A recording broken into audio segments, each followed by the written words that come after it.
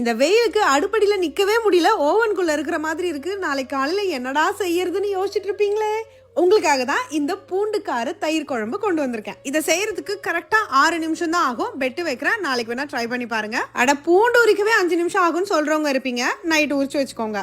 Hi guys, welcome back to my channel. So என்னோட ஜானும் இந்த வீடியோவை ஷேர் பண்ணிவிட்டு எனக்கு இதே மாதிரி பண்ணி கொடுன்னு சொல்லி கேட்டிருந்தாரு. ஸோ அந்த வீடியோவை தான் நீங்கள் இப்போ பார்க்க போகிறீங்க. என்னோட சில சப்ஸ்கிரைப் பண்ண பார்க்குறீங்கன்னா ப்ளீஸ் சப்ஸ்கிரைப் பண்ணிவிட்டு பாருங்கள். அப்போ தான் உங்களுக்கு இந்த மாதிரி இன்ட்ரெஸ்டிங்கான வீடியோஸ் எல்லாம் அடுத்தடுத்து வரும்.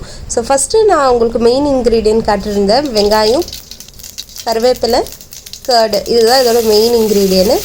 ஒரு கடாயில் எண்ணெய் ஊற்றிட்டு கடுகு, சீரகம், கருவேப்பிலை ஆட் பண்ணிவிட்டு கொஞ்ச நேரத்தில் பொடிசாக நறுக்கி எடுத்து வச்சுருந்த வெங்காயத்தை ஆட் பண்ணிக்கலாம். ஆட் பண்ணிவிட்டு நல்லா வதக்கி விட்டுக்கலாம். அவங்க 8 பல்லு பூண்டு எடுக்க சொல்லியிருந்தாங்க. நான் கரெக்டாக 8 பல்லு பூண்டு எடுத்திருந்தேன். ஆனால் நான் எடுத்திருந்த இடுக்கி தான் ரொம்ப சின்னதாக இருந்துச்சு. காஷ்மீரி மிளகாத்தூள் 1 டீஸ்பூன் அளவு ஆட் பண்ண சொன்னாங்க. அப்போ தான் எனக்கு ஒரு காமெடி ஞாபகம் வந்துச்சு. உரலை எடுத்து உள்ளங்கையில் வைக்கவும், படி தேடி கண்டுபிடித்த மூட்டை பூச்சியை உரலுக்குள் போடவும். போட்டாச்சு. எங்க போட்ட மாதிரி படி. பின்பு உலக்கையால் குத்தவும். இதுதான் உலக்க.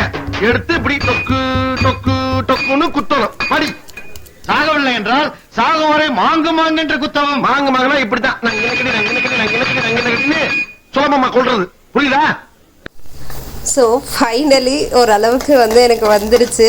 ஸோ அதை நான் என்ன பண்ணேன்னு பார்த்தீங்கன்னா, இவங்க இந்த வெங்காயத்தில் இதை கொஞ்சம் மிக்ஸ் பண்ண சொல்லியிருந்தாங்க. வெங்காயம் ஓரளவு கோல்டன் ப்ரௌன் கலர் வரத்துக்கும் கரெக்டாக நான் இதை இடித்து பிடிக்கிறதுக்கும் கரெக்டாக இருந்துச்சு. ரெண்டுத்தையும் ஒன்றா ஆட் பண்ணிவிட்டு நல்லா கலந்து விட்டுக்கிட்டேன். ஸோ அவங்க அந்த மசாலா கம்ப்ளீட்டாக அந்த ஆனியனோட நல்லா மிக்ஸ் ஆகணும்னு சொல்லியிருந்தாங்க. அதே ப்ரொசீஜரை நாமளும் ஃபாலோ பண்ணுவோம். ஸோ அதே மாதிரி நல்லா கலந்து வந்துருச்சு.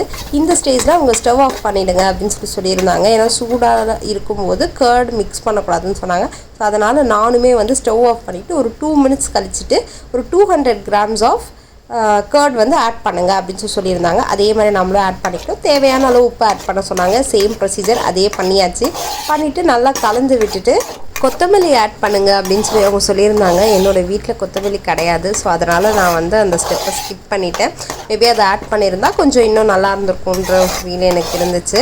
ஆனால் இதுவே குழம்பு ரொம்பவே டேஸ்டியாக இருந்துச்சு. நல்லா நான் கலந்து எடுத்துக்கிட்டேன். கலந்து எடுத்துகிட்டு அவங்க பண்ண அதே ப்ரொசீஜரை தான் நானும் ஃபாலோ பண்ணியிருந்தேன். சாப்பாடு அவங்க வச்சுருந்த மாதிரி அந்த டெக்கரேஷன்லாம் அதே மாதிரி பண்ணிவிட்டு அவங்க பண்ண மாதிரி அந்த குழம்புலாம் புறப்பட்ட அந்த அளவுக்கு எனக்கு கேமரா குவாலிட்டியோ எதுவும் கிடையாது. என்கிட்ட ஸ்டாண்டும் கிடையாது. நான் கையில் ஒரு ஃபோன் ஒரு கையில் வச்சுட்டு அப்படி தான் வீடியோ எடுப்பேன்.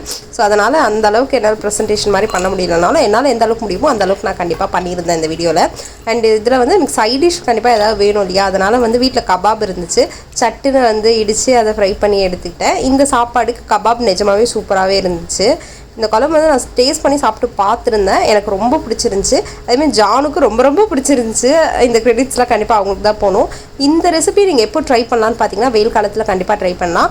அது மட்டும் கிடையாது, நீங்கள் எப்போயாவது ரொம்ப சோர்வாக இருக்கீங்க, சட்டுன்னு ஒரு ரெசிபி பண்ணால் வீட்டில் எல்லாருக்கும் கொடுத்துடலாம், குழந்தைங்க இருக்காங்க, இந்த மாதிரி ஏதாவது நீங்கள் ஃபீல் பண்ணுறீங்கன்னா கண்டிப்பாக இந்த ரெசிபி நீங்கள் ட்ரை பண்ணலாம். அந்த டைமில் உங்களுக்கு ரொம்பவே யூஸ்ஃபுல்லாக இருக்கும். இந்த மாதிரி யூஸ்ஃபுல்லான கண்டென்ட் பார்க்க என்னோட சேனல் சப்ஸ்கிரைப் பண்ணி வச்சுக்கோங்க. லைக், ஷேர், கமெண்ட் பண்ண மறந்துடாதீங்க. நெக்ஸ்ட் என்ன ரெசிபி போடலான்னு உங்களால் முடிஞ்சால் கண்டிப்பாக கமெண்ட்ஸில் சொல்லுங்கள். நெக்ஸ்ட் ஒரு வீடியோவில் பார்க்கலாம். பாய்.